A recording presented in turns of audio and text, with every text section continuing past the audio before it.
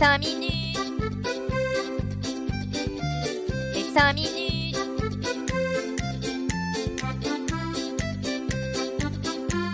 Les 5 minutes du coin. Bonjour à tous et bienvenue pour ce nouvel épisode des 5 minutes du coin.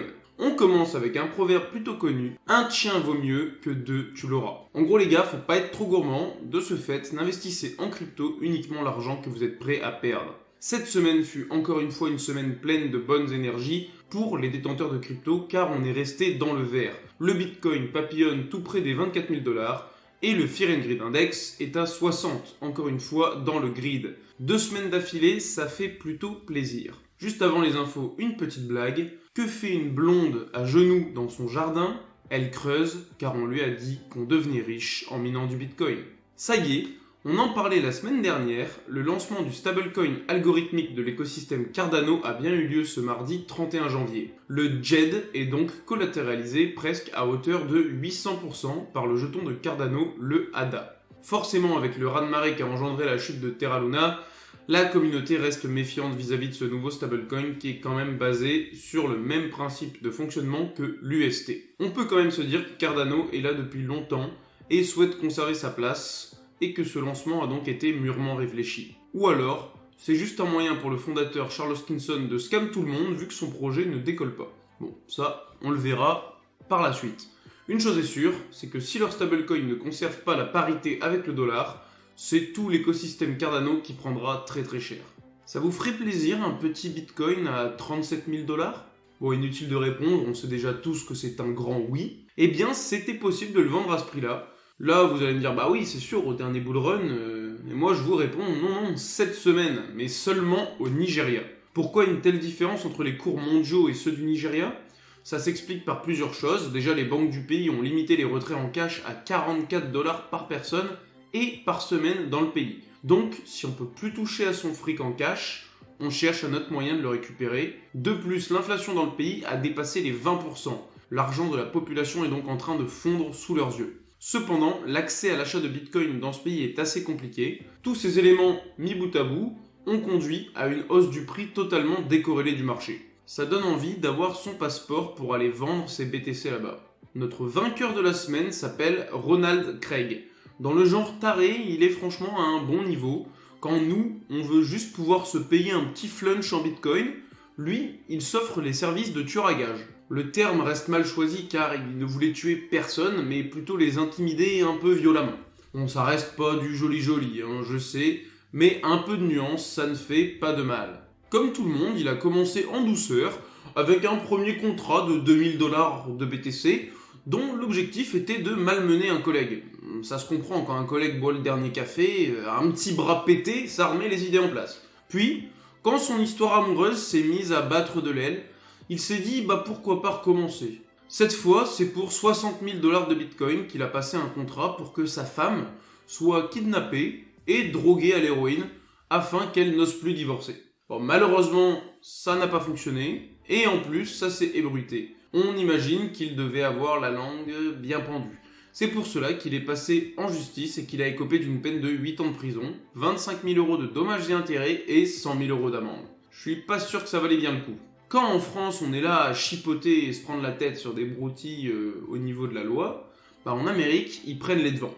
L'armée de l'air américaine a fait dans la cour des grands une entrée triomphale en investissant 30 millions de $ dans une start-up blockchain nommée Simba. Le but étant d'incorporer la blockchain pour fluidifier sa chaîne d'approvisionnement, mais également en augmenter la sécurité. En faisant cela, l'armée américaine renvoie un signal fort de confiance envers la technologie et son avenir. La blockchain, c'est l'avenir, et l'avenir nous appartiendra. On reste en Amérique, mais cette fois Amérique latine, avec Binance, qui continue de vouloir conquérir ces pays en compagnie de Mastercard. Il avait déjà collaboré en Argentine afin de proposer une carte de crédit aux gens, et ils continuent leur road trip vers le Brésil, en voulant y mettre en place une autre carte Binance permettant de payer en crypto et de bénéficier d'un cashback. Cette carte sera obtenable uniquement par les clients brésiliens de Binance ayant effectué un KYC sur la plateforme. Ils veulent savoir qui va dépenser son fric quand même. On parle des banques, mais les exchanges, ça commence à... Bon. Contrairement à ce qu'on pourrait penser, le Brésil fait partie du top 10 des pays en termes d'adoption des cryptos.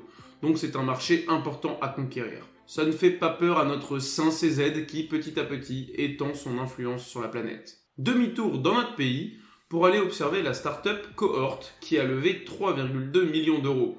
De quoi plutôt se faire plaisir quand elle est dirigeant, mais également dirigeante car la cofondatrice de cette entreprise est une femme qui s'appelle Séraphie de Trécy. Cette start-up a pour but de proposer des solutions clés en main aux entreprises pour employer les NFT dans leur stratégie de communication et de partage avec leurs clients. Leur atout majeur, c'est la simplicité. Pas besoin de savoir bidouiller quoi que ce soit sur un ordi pour s'en servir. En effet, ils appliquent le principe du no-code. Mais également pas besoin ni de crypto ni de wallet pour créer son NFT. En à peine un an d'existence, l'entreprise a déjà noué un partenariat avec Etam qui, avec son aide, a sorti une collection de 50 NFT. Une nouvelle licorne française est peut-être en train de voir le jour et ce qui est sûr, c'est qu'avec la levée de fonds qu'ils viennent d'effectuer, l'aventure devrait nettement s'accélérer pour eux. En parlant de NFT, on en a un autre qui a fait ce pari, c'est un dessinateur de comics américain du nom de Sun Chen. Illustrement connu pour avoir dessiné Iron Man, Spider-Man ou encore les Avengers, c'est donc pour un tout autre destin qu'il a opté en se redirigeant vers la création pure d'œuvres NFT. En collaboration avec Web3 247 Comics, il souhaite créer une série de BD appelée Genesis. Est-ce que c'est une référence au Bitcoin ? On ne sait pas. Cette œuvre sera donc disponible sous forme de NFT. D'ailleurs, il est déjà possible de consulter certains contenus en avant-première via l'acquisition d'un NFT du gorille géant nommé Bobo, qui est un personnage de la série. Ces NFT fractionnés sont disponibles sur OpenSea. Avec ce genre de news, on se dit que les créateurs artistiques ont encore de beaux jours devant eux. Je trouve que ça faisait longtemps qu'on n'en avait pas eu. Il est temps de retrouver nos anciens démons, notre pain quotidien de 2022, un bon petit hack des familles d'un écosystème de la DeFi. C'est le protocole BonkDAO qui en a été la victime pour une perte effective de 120 millions de dollars. L'attaque qu'il a subie pour une fois, c'est pas un truc de Jean-Kévin, quoique, mais là on peut un peu plus parler de hack. Ça ressemble à celui de Mango Markets. Le malfaiteur a réussi à modifier artificiellement le prix du token ALBT de l'oracle Alliance Block, utiliser ce token pour mint du beurre, BEUR, le stablecoin utilisé par la plateforme de lending.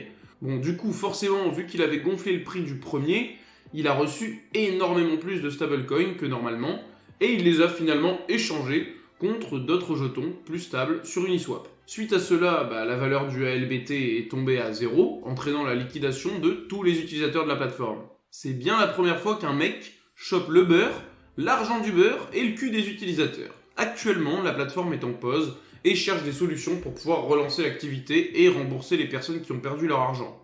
J'imagine que ça doit passer par une tentative de négociation avec le voleur. Il ne fait vraiment pas bon d'utiliser les petits protocoles DeFi. Dans les news fun en faveur de l'adoption du Bitcoin, cette semaine on a eu une initiative au Guatemala d'un salon de tatouage South Encore qui acceptait déjà les paiements en BTC. Bon, ça on va dire c'est déjà un truc assez fou, surtout quand on est du côté européen, car on va pas se mentir, mais je pense qu'en France, t'as plus de chances que ton boulanger il accepte ton alliance que du Bitcoin en moyen de paiement. Mais ce qui a vraiment fait fureur, c'est leur idée de tatouer gratuitement n'importe quelle personne qui ferait un tatouage sur le thème du Bitcoin. Voilà pourquoi maintenant, dans les rues du Guatemala, tout le monde se balade avec des fusées, des taureaux, des bitcoins et j'en passe. Ça a rencontré un succès fou et on peut désormais dire que pas mal de Guatémaltèques ont le Bitcoin dans la peau. Et on termine par du positif avec une dernière news en faveur de l'adoption du BTC.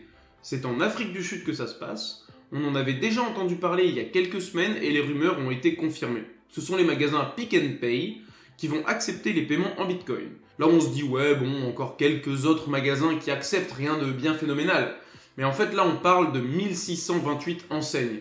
Et qui plus est, Pick n Pay est un supermarché où de nombreux Sud-Africains font leurs courses. Autant dire que ça touche énormément de monde. Plus qu'à télécharger un portefeuille Lightning pour les Sud-Africains, scanner un QR code pour se payer ses pâtes bolognaises. Toutes ces nouvelles font plaisir et vont dans le sens de l'adoption qui, de jour en jour, touche de plus en plus de monde sur la planète entière.